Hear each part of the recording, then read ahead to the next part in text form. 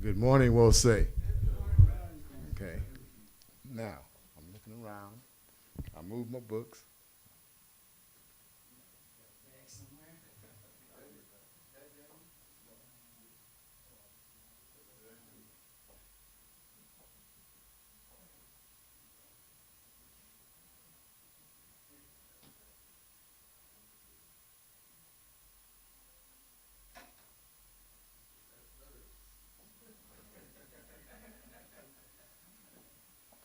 That's great.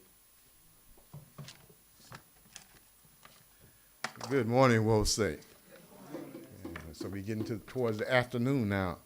It was morning while I was traveling, and I got to Oakland. I got here, and it was excitement going on downtown. They got thousands of people running, and you know, and I almost got in the crowd. I was like, oh wait a minute, I gotta get there, because I'm a runner myself. I like to run, and I just started a new exercise program, roller skate.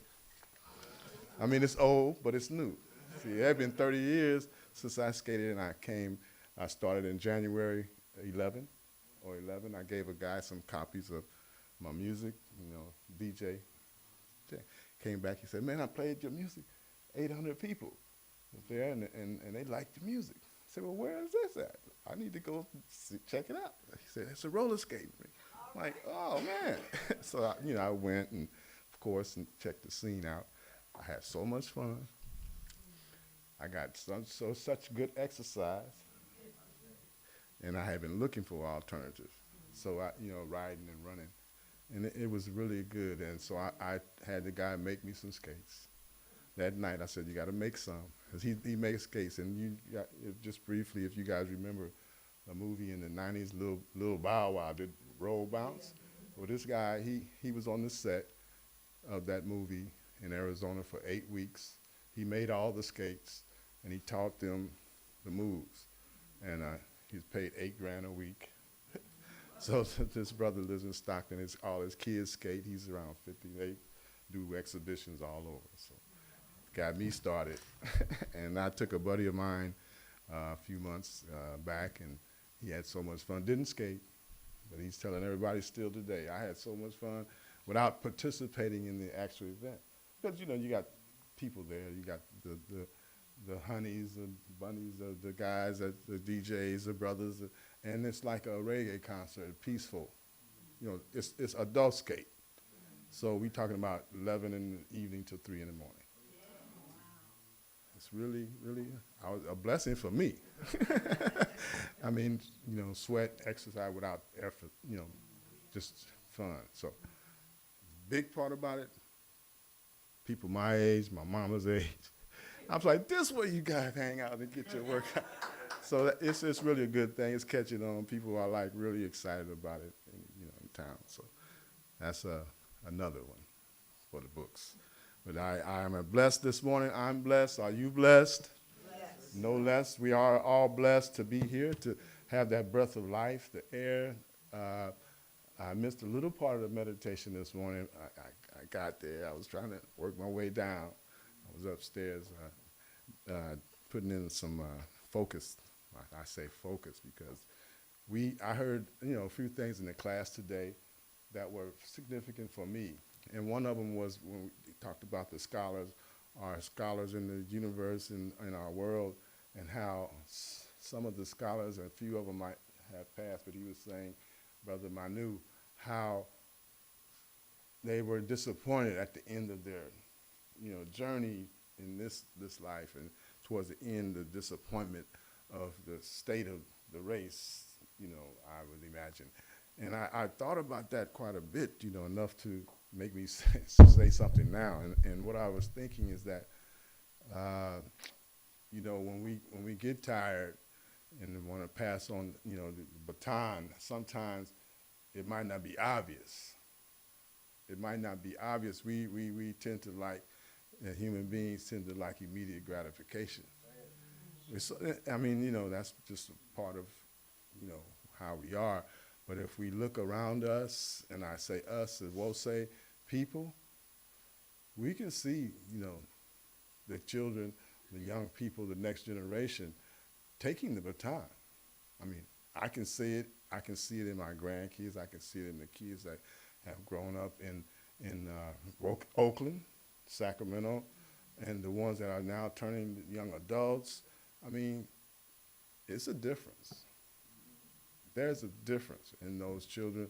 There's a difference in their commitment and their approach to scholarly pursuits and their approach to passing on. My grandson just turned 18 in January, and we had a conversation uh, just after he turned 18, and his dad, and he was saying, you know, Papa, I tend to, when I'm around people, he said, that's when my teaching comes out, when I hear conversations. So I said, well, what do you know, mean by that? He said, you know, I hear people, I can tell when they're off. He said, I can tell when their heart seems not to be in the right place. I can tell when people are ignorant of some things. And he said, so sometimes I'll contribute to the conversation, and people ask me, how do you know so much, you know, at a young age? And so he said, I go and, well, my papa, you know, started with my papa. It didn't start with me, but he thinks that, you know, started with my papa and then my dad, and he's humble. So he says his legacy, what he inherited was humbleness. That's our legacy. And he looks at my mom, and he looks and he said that, and he's like proud to have that, you know, humbleness. But and I say, well, you know, of course, for a grandfather, you know, any parent, you know, you want to hear some feedback like that. That you grab that he grabbed something. It wasn't. He didn't say material things. He didn't say money. You know, and he didn't even say necessarily help. But when you humble, when you are a humble person, when you practice my art, you know, you come out with positivity. You come out with energy that communicates to other people. It communicates to those around you. It communicates to those that you communicate across the country. If we, as we'll say, people connect as we're doing, because I'm now, you know, we're talking to people across the country. Some of us are out of the country, you know, in other parts, and we have people that always ask the question, well, how many is in your congregation? I mean, it's like a regular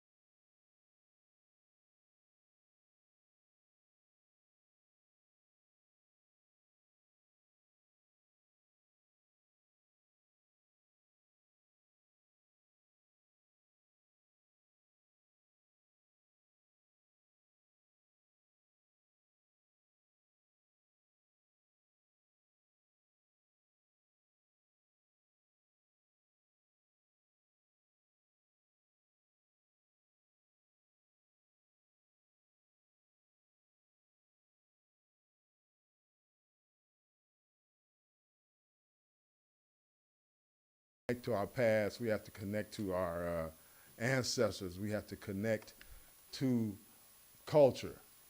And when we talk about culture, we talk about to a human, culture is like water to a fish. You Without culture, it's like you can't breathe. You're going to be subject to whatever is out there, and you will. Huey Newton used the word "ofe," mimic the ofe.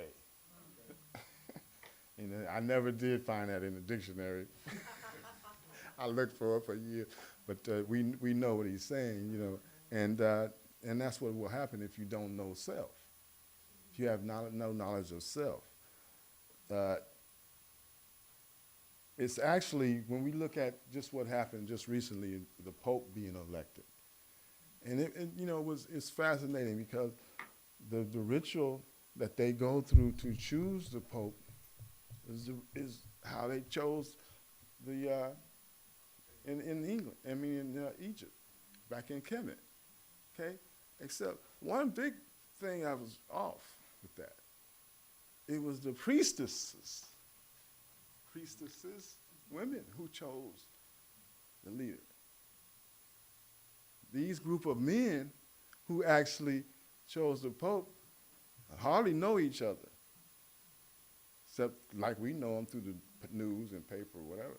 But when you have women of a community, women of a nation who raised a kid, who raised the men to be men, to choose a leader, how powerful is that?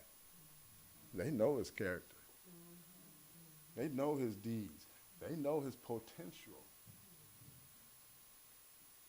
Big difference. Big difference. So now we have so-called congenial Pope in there now. I mean, and not to knock down anything, but we know that the one that was there before was the so-called Red Pope. He had come from a certain background, and they needed him in there to knock down some of the stuff that was going on. So he came in and did his job. He said, "No, we don't want to hear that. We ain't prosecuting nobody." He stuck to that, and so they eventually had to bring in someone else. The Pope didn't retire on his own. He was through. His job was over. Now we got to bring in the good face again. I mean, because it's just a position, it's a job, and it's an image that they want to portray around the world so the people can continue on, with the worship and kissing the hand and the feet. So they got this nice demeanor guy that's got a nice record. But, it's always been the Jesuits and the Pope that ran the armies, and, he was the last one. And so we see the process in the sense that women, and I heard when we were doing our prayer this morning, and the sister said, Moot and Khonshu, and, we are different. Our ancestors were different kind of people. They had destruction of ancient civilization, the method of how we construct, how we put together our organizations, our institutions.